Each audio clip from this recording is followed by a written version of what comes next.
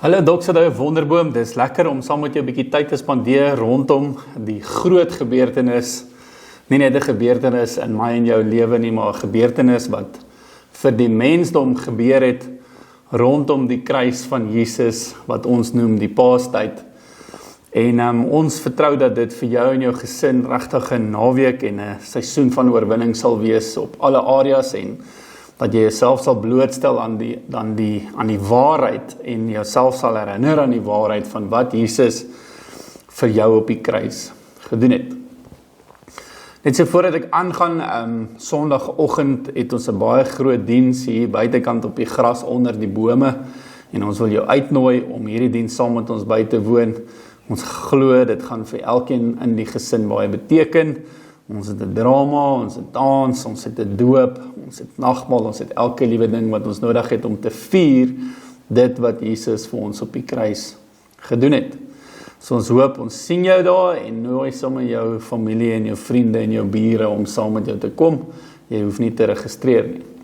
Maar vandag is die dag waar Jesus sy lewe kom gee het, so bietjie meer as 2000 jaar terug, waar hy 10-1 die grootste daad, nie 10-1, hy het die grootste daad op aarde vir die mensdom kom doen.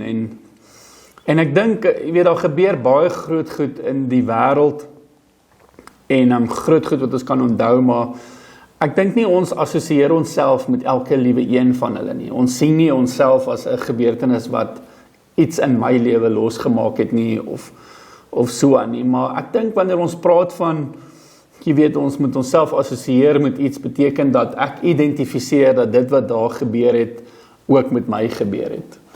En ek dink vandag, ek kan net nie verby dit kom anders as om so te dink daaroor nie, om te dink dat wanneer ek aan die kruis van Jesus dink, dan weet ek het nodig om myself te assosieer met dit, en hoe sterker daai assosiasie is, hoe sterker is daai oorwinning rondom my hart en in my hart, en natuurlik die implikasie van my assosiasie is duidelik sigbaar in hoe ek my lewe leef en hoe ek my lewe dan op die einde van die dag uitleef. Nou, vir vandag dink ek ons wil so vinnig tyd spandeer op 'n paar goed waaroor ons onsself moet mee assosieer, en die heel eerste gedagte wat ek vir jou het vandag is die feit dat Christus sy lewe kom gee het die sluier gelig sodat die mens homself kan assosieer met God, met ander woorde homself kan sien in God. In 2 Korintiërs 3:18, 'n bekende stuk wat ons baie noem, sê die woord, en terwyl ons almal met 'n onbedekte gesig, soos in 'n spieël soos in 'n spieël die heerlikheid van die Here aanskou, word ons van gedaante verander na dieselfde beeld en van heerlikheid tot heerlikheid as deur die Gees van die Here. En wat die woord ons kom leer hierso, is dat ons het nodig om onsself te assosieer met God, om te sien wat God wil hê ons moet sien. Sonde het die mens nog altyd weggehou om homself regtig te sien soos wat God hom sien. En Jesus het sy lewe kom gee sodat die mens 'n verwysingspunt het, 'n finale assosiasie kan maak van wie ek werklik is. En ek dink as 'n mens dit nie verstaan nie, dan mis jy 'n groot deel van die Paastyd, is om jouself te identifiseer, om te sê, maar nou kan ek myself sien soos wat God my sien. Ek dink 'n tweede ding rondom assosiasie is die feit dat ons onsself ook sal sien as God se kinders. Ek dink die mens sien homself of as 'n sondaar of as 'n kind van God. En die Paastyd is 'n baie goeie tyd om te weet dat jy weet, ek sien myself as die geseënde van die Here.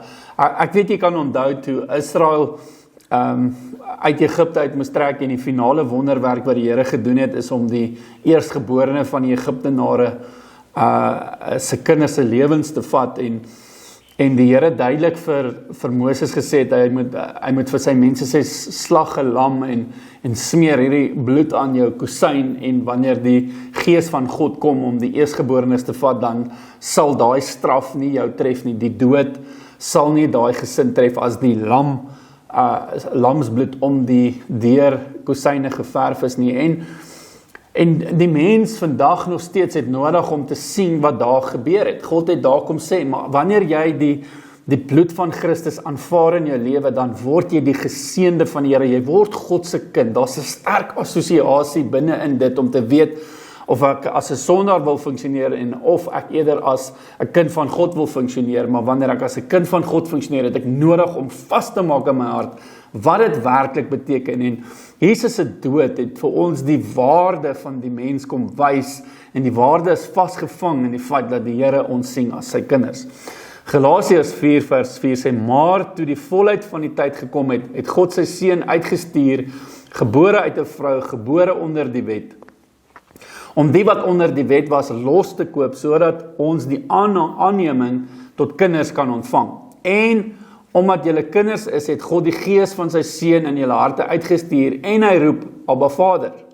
Daarom is jy nie meer diensknegt nie, maar kind. En as jy kind is, dan ook erfgenaam van God deur Christus. En dis duidelik hier dat die skrif vir ons leer dat Christus het sy lewe kom gee sodat ons kinders van God kan word, maar ook erfgename kan wees. Jy weet, ouers het baie kinders en jy hoor soveel stories van sekere kinders wat iets erf en jy weet 'n ander kind is 'n kind, maar hy erf nie noodwendig iets nie, hy kry nie iets nie, en die seer en die gebrokenheid wat daarmee te saamgaan. Maar hier kom die woord en sê vir ons is nie net kinders nie, ons is ook die erfgename van dit wat Christus vir ons gedoen het op die kruis, en nou erf ons 'n nuwe testament, 'n nuwe heerlikheid saam met dit wat God vir ons wil gee uit sy vaderhart uit. So ons is nie net kinders nie, en daar moet 'n sterk assosiasie wees met jou rondom die kindskap van die Here. En dan natuurlik 'n derde punt wat baie belangrik is Vader se hart vir sy verlore kinders. Ek dink wanneer ons assosieer met God en dat ons natuurlik sy kinders is en dat dit wat God vir ons gedoen het, kan ons nie anders as om te besef dat 'n paastyd laat ons ook dink aan al God se kinders wat hy gemaak het, en dit is almal op aarde. Almal is nie deur iets anders gemaak nie. God het elke liewe mens op aarde gesit met die droom dat elkeen sal besef dat hulle kinders van die Here is. En ek dink wanneer ons so sterk assosieer met dit wat Jesus gedoen het, assosieer ons ook met die feit dat ons ook 'n hart het vir hulle wat verlore is. En vandag ook kan ons 'n groot feesviering en 'n dankbaarheid het dat ons siele gered is. Maar ook kan ons saam met die Here eintlik maar so klein bietjie hartseer wees oor mense wat nog nie rarig besef het dat hulle kinders van die Here is nie. En Johannes 3 vers 14 tot 17 sê dit so mooi, en luister gou saam met my. Hy sê, en soos Moses die slang in die woestyn verhoog het, so moet julle die seun van die mens verhoog, of gaan die seun van die mens verhoog word, sodat elkeen wat in hom glo nie verlore mag gaan nie, maar die ewige lewe kan hê. Want so lief het God die wêreld gehad, dat hy sy enige gebore seun gegee het, sodat elkeen wat in hom glo nie verlore mag gaan nie, maar die ewige lewe kan hê.